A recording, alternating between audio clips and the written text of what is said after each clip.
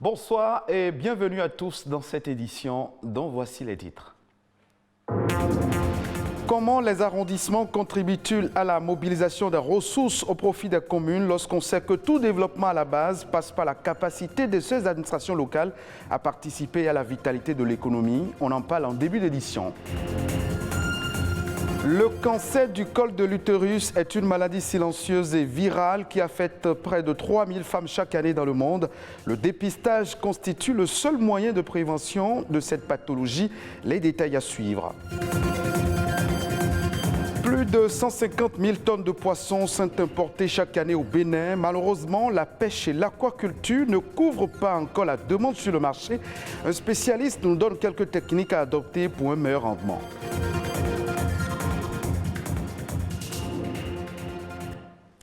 Après 2 décennies de mise en œuvre de la décentralisation, les communes peinent toujours à financer leurs projets de développement. Comme solution, elles s'appuient sur les arrondissements pour la mobilisation des ressources financières.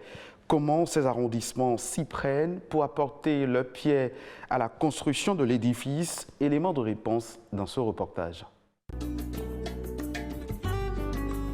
Au Bénin, le processus de décentralisation a démarré depuis 2003. 17 années d'avancées significatives dans la gestion des collectivités locales par les populations elles-mêmes. Mais au sein des communes, l'implication de tous les acteurs locaux dans la mobilisation des ressources financières locales demeure un gros défi. Si une commune doit être efficace, il faut que ces arrondissements parviennent à faire une mobilisation de ressources qui puisse lui garantir une autonomie. Parce que l'État central ne peut pas à lui seul trouver des ressources pour toutes les communes à la fois. Des communes qui ont impérativement besoin d'une indépendance en ressources financières locales. Mais en réalité, les arrondissements ne s'occupent que des affaires courantes qui malheureusement ne génèrent pas suffisamment de ressources. Moi, je fais le plus souvent des légalisations. Vous savez, l'unité est à 500 francs à Cotonou. Il y a des jours où nous faisons jusqu'à 2000 légalisations par jour. Donc vous faites 500 francs fois 2000, vous voyez ce que ça donne. En dehors de ça, nous célébrons les mariages, les certificats et autres, tout ce que nous faisons. Les sous, ce n'est pas gardé au niveau des arrondissements. Dans les marchés, la mobilisation des ressources là, ce n'est pas directement le chef d'arrondissement qui va dans ces marchés, mais plutôt c'est la mairie qui met à notre disposition les agents collecteurs. Et ils ont leur taux de passage pour aller mobiliser ces ressources dans les marchés. Selon l'article 1176 du Code général des impôts, note Georgette Guénotin-Bada, les unités administratives locales prêtent leur concours aux agents de l'administration, notamment dans le cadre du recouvrement des impôts et des taxes. Leur rôle se limite à assister, renseigner et coordonner le processus de collecte de fonds dans leur localité. Les chefs d'arrondissement ne sont pas des comptables, donc ils ne sauraient toucher à l'espèce. Ils doivent être là pour accompagner les autorités assermentées.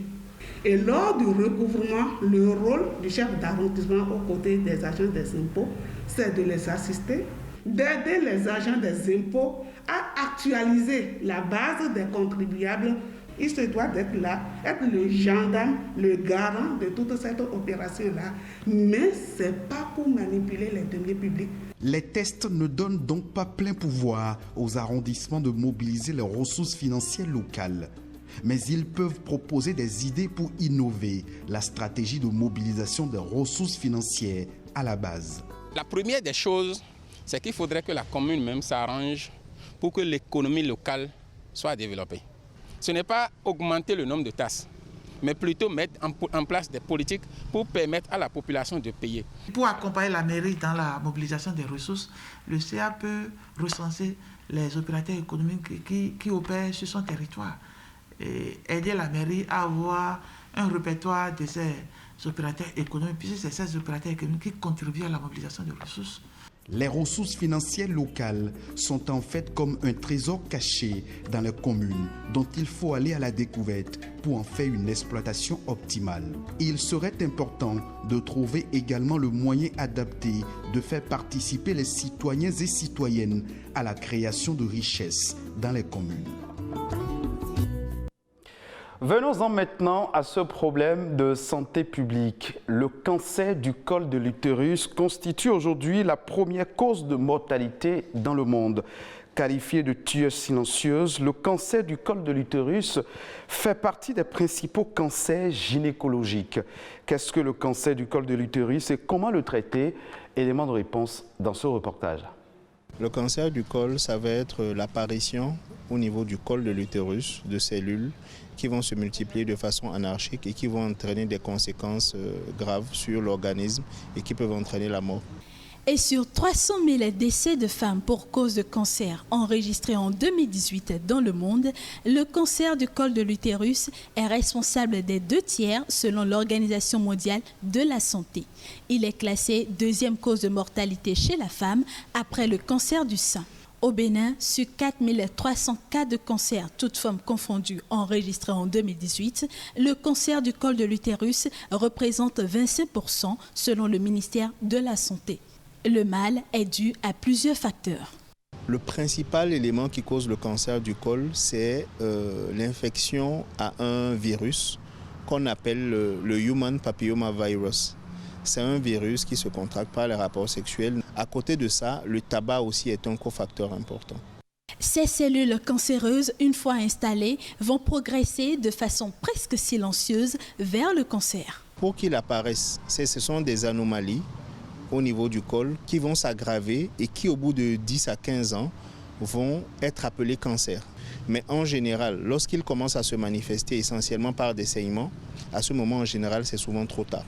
Si l'alcoolisme et le tabagisme représentent des facteurs aggravants, ce ne sont pas les seuls facteurs prédisposants. C'est par exemple les personnes qui sont immunodéprimées, c'est-à-dire dont le système de défense de l'organisme ne fonctionne plus bien. Par exemple, des personnes vivant avec le VIH, dans certains diabètes. Que le cancer du col de l'utérus apparaisse tôt ou tardivement, la prise en charge n'est pas aisée.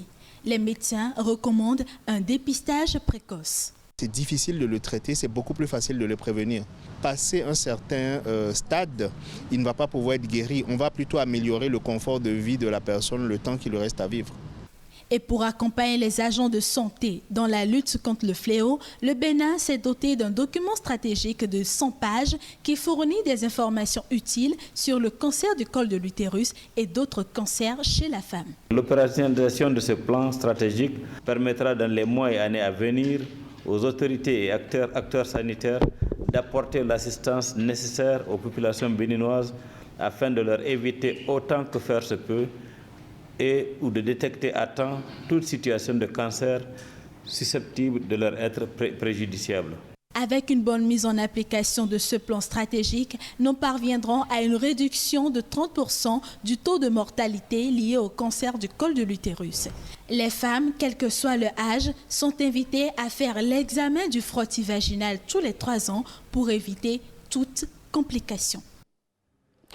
L'aquaculture est l'une des solutions trouvées par les experts pour satisfaire les besoins en consommation halieutique du marché au Bénin. Avec l'aquaculture, c'est aussi de nouvelles espèces de poissons en voie de disparition qui seront produites pour la consommation. Josia Boudrenou nous donne plus de détails dans cet élément. Quand on parle de l'aquaculture, les gens confondent l'aquaculture à une branche de l'aquaculture qui est la pisciculture. La pisciculture concerne seulement l'élevage des espèces de poissons qu'on pourrait retrouver dans nos eaux. Et ailleurs, on peut faire l'élevage, par exemple, des huîtres.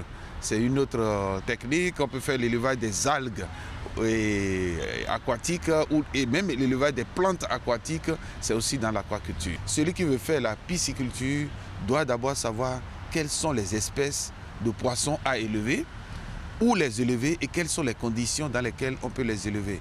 Habituellement, l'aquaculture ou l'élevage de poissons se fait dans les étangs. Nous avons des dispositifs de bacs dans lesquels on peut élever des poissons, et élevage en bac au sol, comme on peut avoir des bassins c'est-à-dire construire en béton dans lesquels on peut élever des poissons.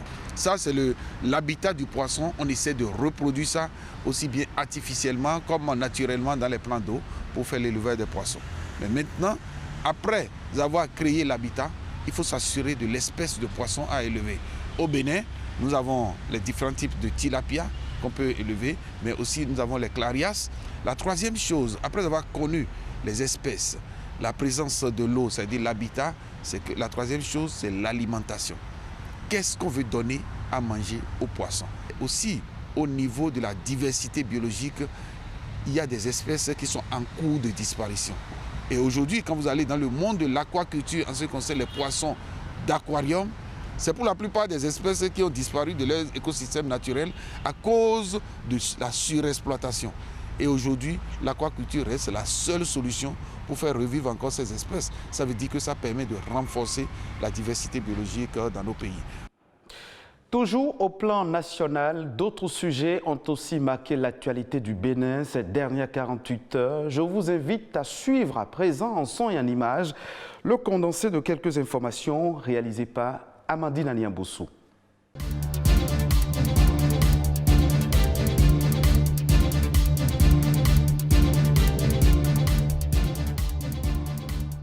Lutte contre le coronavirus, les manifestations culturelles et festives sont suspendues jusqu'à nouvel ordre au Bénin. Le comité interministériel de gestion de la crise sanitaire COVID-19 a décidé de la suspension de toutes les manifestations culturelles et festives sur toute l'étendue du territoire national. La décision est intervenue ce mercredi 25 août 2021 à la suite de la séance de concertation tenue avec les promoteurs des événements culturels. Cette mesure sera levée dès que les conditions de sécurité sanitaire seront réunies. Dans un communiqué, les ministres de la Santé, des Sports, de l'Intérieur et de la Culture expliquent que cette décision résulte de la recrudescence des cas graves de COVID-19, de la faible couverture vaccinale dans le pays et des mesures de mitigation possibles.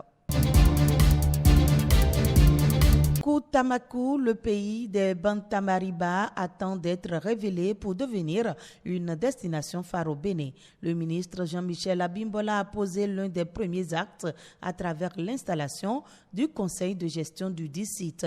Koutamakou, le pays des Bantamariba, est en effet un vaste territoire transfrontalier de près de 272 000 hectares, dont 240 du côté béninois. Il se distingue par son architecture traditionnelle, composée de tatasomba et des espaces naturels auxquels sont associées des pratiques socio-culturelles encore vivaces. Cette richesse patrimoniale de la partie septentrionale bénéficie d'une attention particulière du gouvernement. Au plan touristique, cette volonté manifeste de mettre en patrimoine et en tourisme la particularité que constitue le pays des Bantamariba se traduit par la mise en place de la route des Tatas. À cela s'ajoute la validation en cours du dossier d'inscription du site du Koutamakou sur la liste du patrimoine mondial de l'UNESCO. C'est pour corroborer ces efforts que le conseil de gestion du Koutamakou a été installé. Le ministère du Travail et de la Fonction publique organise pour le sous-secteur des enseignements secondaires techniques et de la formation professionnelle un concours de recrutement de 662 aspirants pour la formation d'enseignants au profit des lycées techniques agricoles. Les détenteurs d'une licence professionnelle en production végétale, animale, en foresterie, aquaculture et pêche, ainsi qu'en maintenance des matériels et machines agricoles, technologies de transformation alimentaire sont concernés par le concours. Il s'agira pour chacun d'eux de postuler, entre autres, pour les postes d'aspirants au métier de professeur certifié en production céréalière et légumineuse, en production de plantes à fibres textiles, en aviculture, cuniculture et élevage non conventionnel et en élevage des bovins et petits ruminants et des porcins. Dans le cadre de ce concours, les diplômes délivrés par les établissements privés d'enseignement supérieur doivent être reconnus ou co-signés par le ministre de l'Enseignement supérieur et de la Recherche scientifique.